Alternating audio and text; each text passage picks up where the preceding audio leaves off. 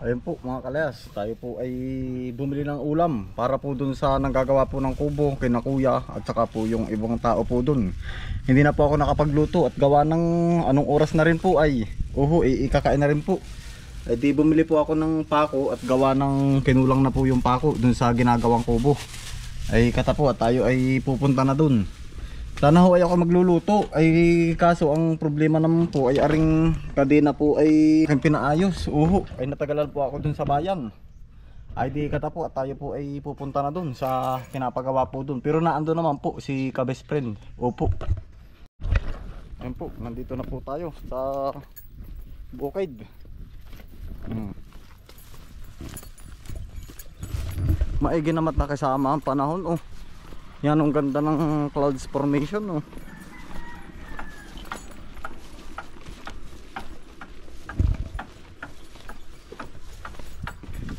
Anong balita dyan? Nalaspugan ako ng kadena. Kaya ako natagalan. Ha? Si Quaison yari na pala agad ano? Ha? Ana? Di sana'y halos buo na yan. Hindi naman buo.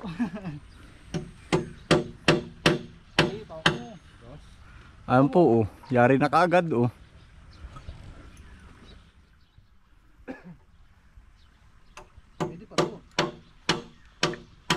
Ganda. Ano ari tinaas-taasan hindi na? Ano po? Pinantay ko lang po para pare-pares pansukat para po nasa Para maganda-ganda naman. para po nasa level. Ah, okay. Pero hindi naman ganun kasuko pag naandyan sa taas. Ganun po. Pwede na rin. Medyo ang Pag tinaasan ko po, yung sabi niyong bintana, baka matakaluban na ng tuluyan. ay siya nga. Okay na yan. Tayo kakain na muna. Dito. Ayan po, ari po ang update mga kalayas. Ari po ay mukhang maliit. Dayan tingnan. Pero pag sinukot ay malaki pala.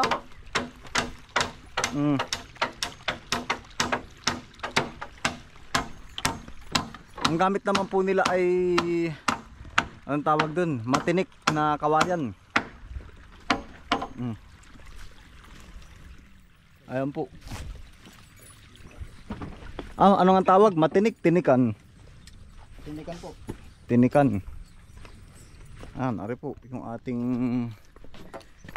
mga pawid.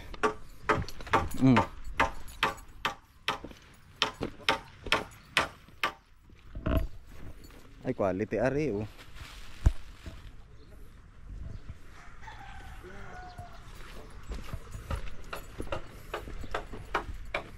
Po.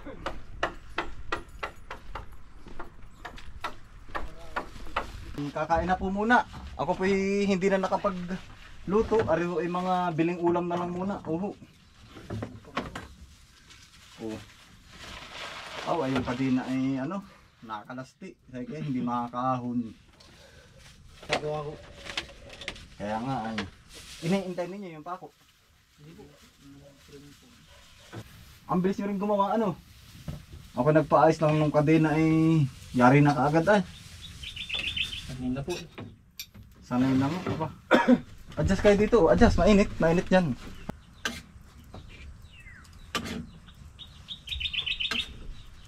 Ano?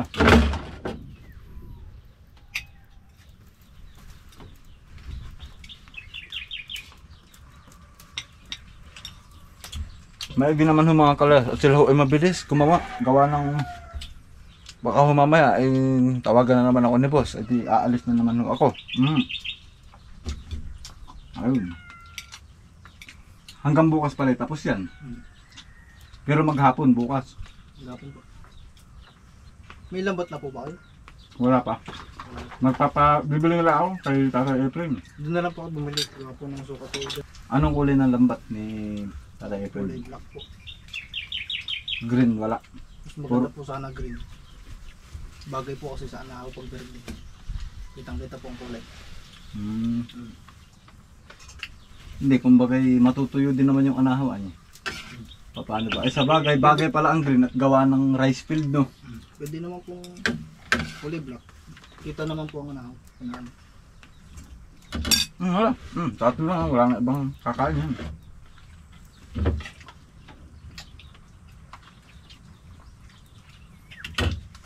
Daya nga palang tingnan yan. Aba. Maliit po ang tingnan sa malayo. Pero pag pumunta ko po sa loob, Nung una mas malaki. Tapos ay in-adjust lang namin ni Kuya. Aba, parang malaki pa rin. Sana nga ako gagawa lang ng may bubong. Yung parang kawayan lang ba tapos may lamesa. Yun lang. parang ano lang po. Yung silungan. Oo. Ah.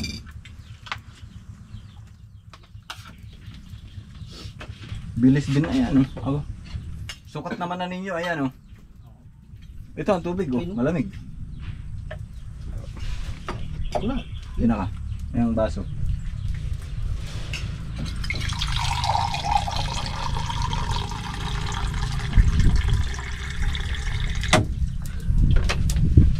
Dadalawang hakot ng tricycle. Kaya naman pala ng tricycle ko ang 5. 5 anahaw. Nagsakay po ka ng 5. Oo. Ay, ayos din. Hindi naman po siya kabigatan pag ano. Oo. Ay sabi ko nga dun sa ano, nang gagawa kanina nung kadena. Ari malakas pag palusong. Tawan-tawa ay.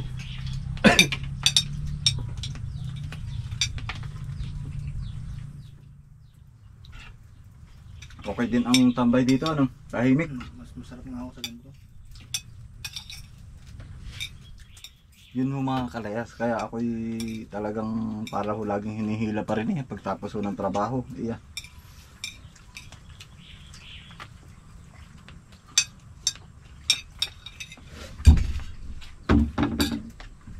Kahit ang ulam mo lang ay noodles ay katalo na ay.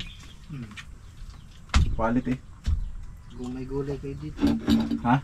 Gulay po masarap dito. Oo. Nagbubulay ba kayo? Mamaya titingin tayo dyan ng pwede nyo makabibit-bit. Marami dyan. Kung anong available. Gusto ko nga akong gulay kasi ano. Kaysa karne ano. Nakakaumay po kayo. Ay meron daw ano ay lagi daw nakagulay. Sabi nung apo. Lulo atay lagi na lang nakagulay. Baka tayo hindi na mamatay na yan. Kain tayo anya ng karne.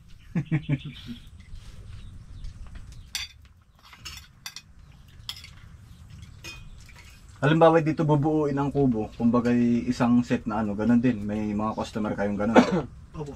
Yung kagaya po nung pinaghatidan ni Tio kanina. Oh. Yung doon po binuo sa mismong gagawan. Sa mismong bahay po namin. Kasi po pag minsan, hindi po kasi yung kubo sa daan. Ah, Yung mga sasabitan pong wire Okay. sa puno. Kaya po pag sikip doon na namin ginagawa. lalo't malaki yung kanilang ginawang kubo talaga no. Pero parehas lang ang ano nun. Parehas lang ang presyo nun kung magkano. Parehas lang po. Ayos din nga naman.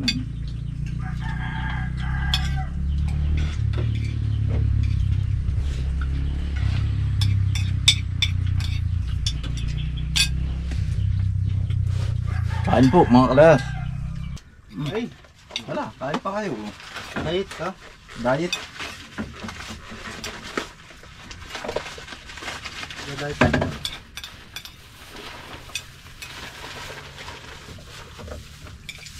Saan ang pinakamalayo yung ginawa ng kubo? Na dumayo kayo, yung maramihan. Ano po, yung Kagbaliti po. Tapos may naano ko na Marinduque, may naano ng Pabigo. Basta't mga tawid dagat po. Ano yung mga 1 linggo kayo dun? Tapos paano yung mga materialis nun? Sakay din po. Kasama po namin. Dun din sa sasakyan ni Tatay Efren? Hindi po, may arkilo kami truck. Doon may kakarga lahat. Tapos kasama din yung truck sa amin. Minamagaling ko rin kayong gumawa. Iba. Nagpagawa lang ako ng kadena buo na agad. Mas matagal pa yun ng gawa ng kadena. Lalagyan na lang po yun ng paglim. Saka sa lawag. Ayos. Dadami ang ano nyo, customer. Nalalayuan ba kayo? Simula dun sa bahay hanggang dito? Sakto lang. Malapit na. Yung una na parang malayo. Ano? Parang malayo mo pabalik ng isang ahon lang.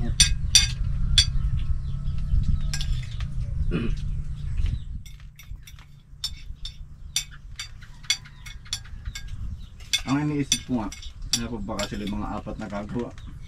Yung pala na may kayang-kaya nyo. Nagkasama po sana kami sa gawa po na magbububong. Eh, hindi pa daw po tapos doon sa kanilang ginagawa. Yung nandun din, nung pumunta ako dun. Di sana tapos pala maghapon yan. So, tapos po sana Ay, okay lang kahit bukas. Pero sabi ko, Hindi naman minamadali eh. Kaya ganyan ang pinagawa ko. Hindi mainit. malamig At po. saka sa kwenta ko mas parang makakatipid ako eh. Kumpara sa yero. Tapos bagay din siya sa paligid. Hindi siya against sa nature ba. Kumbaga tamo mga kahoy, yung mga sinaunang kahoy, tamo haligi sa ilalim. Lalo na po pag may bubong na. Oo. Tapos yan, kaya yan ay medyo may taas. Unang-una ay siyempre kumbaga pag may mga ahas o ano. No. At least kung may mataas na haligi, Kita. kita. At saka yan, tira mo, lampasan, kita mo yung mga palay. Kumbaga siya ay umaayon sa paligid. Nature, kaysa maglagay ka dyan ng kung ano-ano mga plastic na ano. Eh, hindi Maganda ba? po pati ang ang pwesto niya. Oo. Nasa atin. Para naka 3D ano. Kahit saan ka pumesto, kita. Kahit saan na pumesto, pwede ka kuha ng picture. Mm. Review. Pero kung ang orientation niya ay pag ganun, yung parang palapad lang na ganun, pangit. Ay, parang ano lang po, yung pag ano lang. Oo, yung parang, tinan mo yan, Hindi po ba? hindi bagay no. Tama-tama yung pagka ano. Tama lang po yung ganyan. Yan ay si kuya ang nag ano ay, kumbaga nag-orient. Kumbaga tinitingnan din yung mga position ba.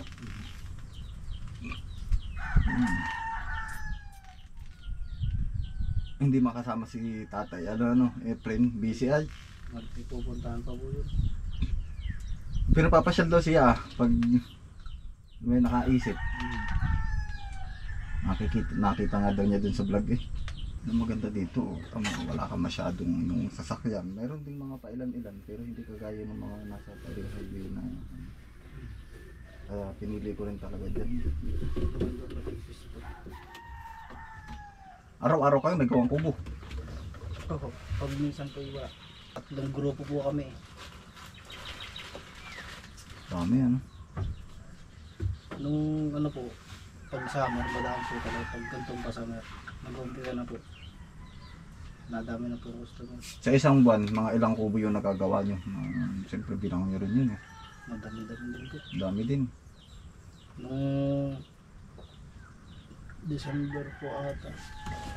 Yung lahat po ng kubo na naka-display, din-deliver na. Oo.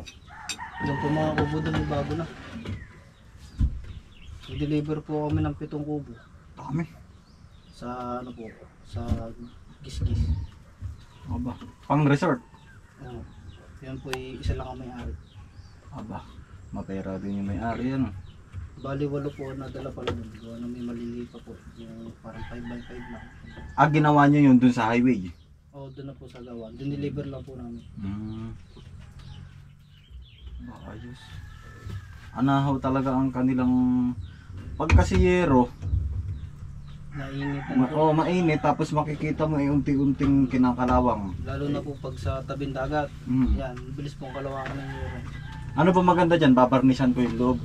Opo, varnish po maganda yan. Anong kailangan na varnish ang gamitin ko dyan? Eh sir, pag ano pala, pagkatapos po bukas, pwede nyo pong isprayan nyo po yung ano, yung ano. Tsaka po, bago nyo po varnishan. Para po ano. Yun ay pampatagal ng... Para gawa po din pong malapit sa palayan. Ano pa bang mabuti? Sinabi mo yung ganun Para po hindi maano agad masira. Oo. Para tatagal din talaga no. Tsaka po pag yung ano, pag na-anuhan nyo po, di pag magbabarnish kayong ganun, pwedeng spray nyo din po. Paikot. I-spray yan ng... Aalagaan po ba yung kubo? Yung pang sinabi ko po pang spray. Pero pwedeng ano ba yung pagbabarnish ng ganun, rekta na kaagad? Pwedeng halimbawa, bumili ako ng plastic varnish, rekta na kaagad. Sa kawayan. Pwede po. Gamit po kasi namin yung nasa lata eh. Tapos nilalagyan ng ano. Nasa bote. Yung may nilalok pa po kami dun. Para tumagal. Para magandang kulay, tapos matingkad. Parang kulay maple, ano? Parang Yung kulay maples po. mahogany. Yung maples na nilalagay namin.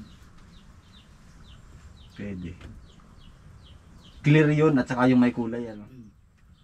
Kung, para po matimpla kung anong gusto yung kulay, mapula baga o matingkad lang. Para po balas pa rin lang. Pero ang varnish ba ay protection din naman yan, ah? Oo, matigas po sa kawayan yan. Ayun pala maganda. Para kahit maulanan o varnish lang ako ng varnish, hindi masisira ang kawayan. Tsaka pag ganun, pag alagaan nyo naman po ang kubo, hindi naman po yan tatagal pag alagaan ng ano. Ayun po, magsisimula na po uli ng panggagawa po ano. Ako po mag-a-assist na lang din at gawa ng ito po ay kumbagay parang kontrata po. Sila po talaga yung tao na pinadala po ni Tatay Efren para hanggang matapos po yun. Oo. Di paano po, yan, busog na po yan. Maraming salamat po sa inyong walang sawang pagsuporta. Yan, ingat po kayo palagi. God bless us all. Yan. Binata pa ba? Aring mga nakandin sa camera. O, may asawa na. Ay, may asawa na daw po pala. Yan. Shout out po sa inyo lahat. Yan, ingat po kayo palagi. God bless us all. Peace out. Bye.